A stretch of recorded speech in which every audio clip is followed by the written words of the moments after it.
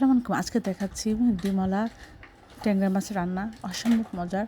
আমরা প্রথমে আধা চামচ হলুদ গুঁড়া, আধা চামচ লবণ, আধা চামচ মরিচের গুঁড়া দিয়ে আমরা মাছগুলো খুব ভালো করে মাখিয়ে নিয়েছি মশলার সাথে। তারপরে তেলটা গরম করে এভাবে একটা একটা করে ছড়িয়ে দিয়েছি। এক পাশ কিছুটা হওয়ার পর উল্টেও অপর পাশ ভেজে নিয়ে আমরা নামিয়ে নিব।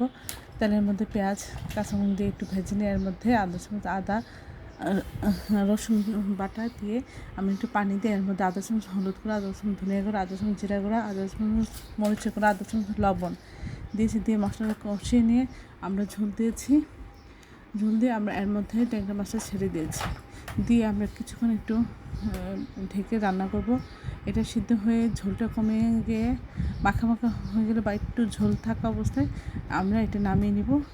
এই মাছটার ঝোল থাকা অবস্থায় নামিয়ে নিলেই খুব ভালো হয়। আমরা নামানোর আগে এখানে জিরা গুঁড়ো দিয়েছি শুকনা। অসম্ভব মজা হচ্ছিল। আশা করি আপনার বাসায় একবার হলেও ট্রাই করবেন। সবাই আমার চ্যানেলটি লাইক এবং শেয়ার দেবেন, সাবস্ক্রাইব করবেন এবং প্রিয়জনকে বেশি বেশি করে শেয়ার দেবেন। আর আমার চ্যানেলে সব রকম রান্না আছে, দেখবেন।